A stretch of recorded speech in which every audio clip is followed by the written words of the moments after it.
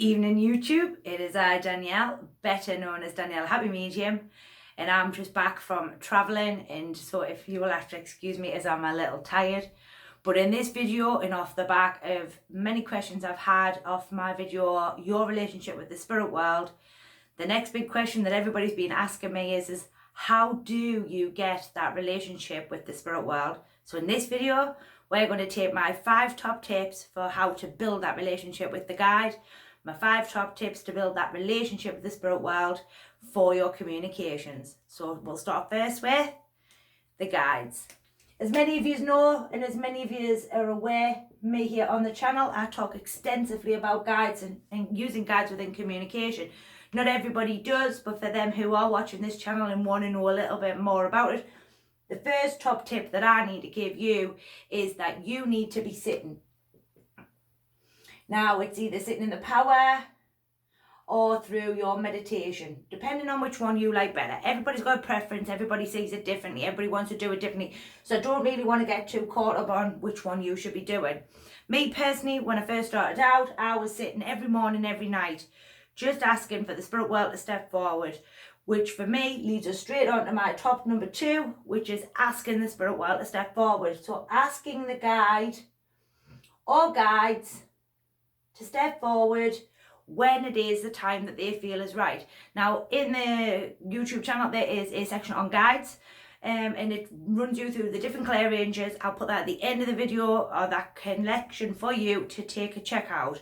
After that, once you've started asking for the guides to come forward in whichever way that you feel is necessary for you, I'm not here to tell you how to do it, just that you need to ask them to come forward in the way in which that is best for you. Leading us nicely on to 3.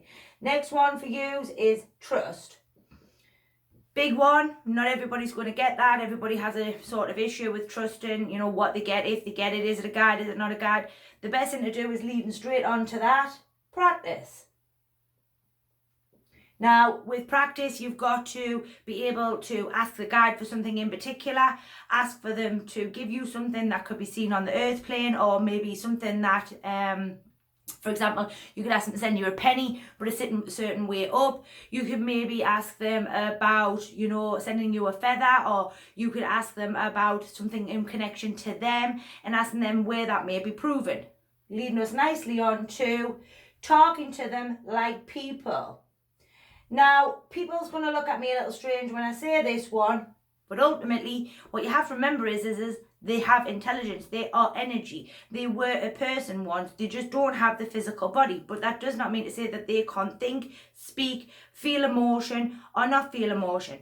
These guys are just like people, they're no different. So learning to build a relationship, and how you would build a relationship with a lover, a partner, a husband, a wife, a friend, a child, whichever relationship you find easiest to build that relationship with the guide, then that's how you do it. So you talk to them like you're looking at me on the screen. So, hi Danielle, how are you? Or, hi, how are you doing today? Which will then get them talking about them as an individual. Ask them a little bit about how long they've been a guide. What's their forte? What are they good at? Because each guide has studied extensively within the spirit world in a particular area. Many of them have been in multifaceted areas. So understanding, you know, where this guide sits within parameters of what knowledge they have is really important. And it's a great way to kickstart a relationship and kickstart a conversation. Conversations gain trust, which then gains you practice, because you're going to practice what you're taught. So this is how my 5 top tips with guides. Let's move it swiftly over to communication. Now, communications are the same. So the first top one that you want to do, and the first one that you need to look at, is trust. Making sure that you trust what it is that you're given from the spirit world, and you give it. Remember, it all depends on where your mediumship is at the moment as to how much evidence you're giving and how much you're not giving. Remember, some people will give better evidence because they've had more of a relationship with the spirit world. That doesn't mean to say your evidence isn't creditable. It just means that it's not deepened enough as some who have built a better relationship with the spirit world. 2, we need the communicators through, so the loved ones. Wait for the loved ones. It's a big thing. Don't jump out on a psychic link. It's one of the things I see most students do because they panic, because they think nobody's coming, because the beginner hasn't got that sort of relationship with the spirit world. So what you need to do is learn to trust that the spirit world will be there, and that when you put your mind in the spirit world, it's there, and that the intention of putting it there leaves it there, unless a phone rings or somebody walks in when you're doing a communication, which will take your mind from the spirit world, which means you'll have to use the power of the thought to go back. But other than that, learning to wait for the loved one, wait for the particular feeling, or wait for that certain image or voice, or whichever way you're working, then start your communication. It's really, really important. 3, again, building the relationship. So you start asking them questions. So questions about, who are you? You know, what is your relationship to the person in front of me? You know, what is it you want to talk to me about with your loved one? You know, this is going very nicely. This is why I talk about building this relationship with the guide, because this, all you do is, once you've done this set here, you just transfer it over to the loved ones. And people don't realize how important it is in building this relationship with the guide or with the spirit world, because once you've nailed this, you just transfer it over to a loved one. It's no different. It's learning to understand that when you're working with a guide, you then just flip it for a loved one. So you just start asking the same questions that you asked when you were talking to a guide. You know, how are you? You know, what did you do? What are you doing in the spirit world? You know, what do you want to talk to me about? Exactly the same with the loved one. No different. Do you understand that? So it's really, really simple when you build this relationship, just to manage it over to this relationship. Then we can then look at deepening the evidence. So moving the evidence forward, looking for different communicators. Different communicators bring different evidence. For lots of you who may be watching me, I have done for some time now, they know I do extensive travel all over the UK and also across the world now, training, demonstrating, not because I'm trying to make a name, because I found through working different communicators, different congregations, different, even as much as I was having a conversation with someone in the States today, they have a different sort of abbreviation of words. When I can't do them demonstrations in the UK because there's no place for them to be placed. So I have to go to areas where these people will be, so that I can look to deepen my evidence, look at how these people within the congregations and their loved ones are different to them in the UK, or different in another place, like Holland I work, Ireland's another place that I work. All use different expressions of different things, of different ways, of different wording, of different communication. So learning to deepen the evidence doesn't have to be through pushing a communicator to tell you. Deepening of evidence can just be working in different areas, different online rooms, getting loved ones in who are looking for sittings for free will get you a diverse range of different communicators, which in turn deepens your evidence, which helps you to deliver more from the spirit world as and when the time is right. 5, practice again. You kind get away from this one more and more. Another one, just a quick bonus there. Sit when you're ready to sit.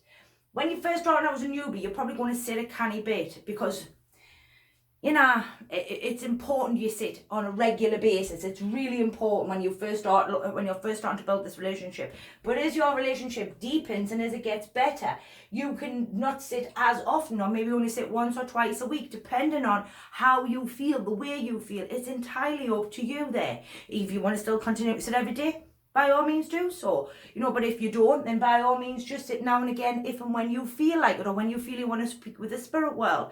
Whatever works here. Remember, these are just hints and tips, but I can guarantee you, if you do this relationship with the spirit world and you gain this relationship with this guide, you will then be able to just transfer it over. And people say to me, how do you have such a good relationship with the gentleman who is chief? People think chiefs are Indian, but it's actually not. I'll just put that out there to people. But I have an excellent relationship with that guy because I've given my time to him.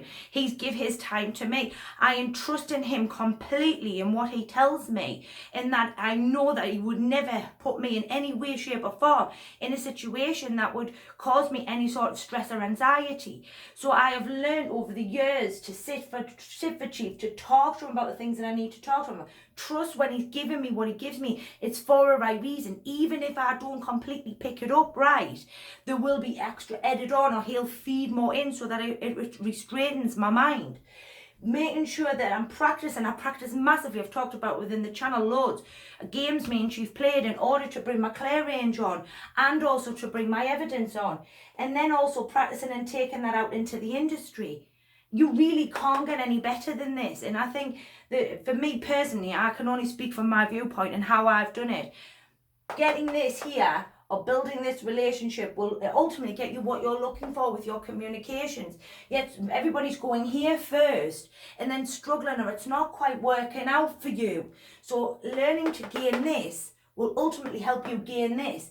And ultimately what we're all looking for is better communicators, better evidence, and deepening of that evidence to prove that life continues after death. It's like anything. If you don't have the basis, if you don't build from the bottom up, eventually there will be cracks in your foundations, because your foundations are not built on steady enough rock. Build your foundations will build you a good, if not very good, if not excellent medium, given time. So I've been Danielle. It's a quick video here today, folks. There's a one that'll be going up on Friday. Again, you won't see me. I'm away again working from Thursday onwards. At the moment, my business and everything that I do is so manically busy. I ain't got enough people to go around right now. So I hope you appreciate that it's a quick one. Leave me some comments. Let me know how you are getting on. To those who've asked for this video, I hope it's give you some help and hand there.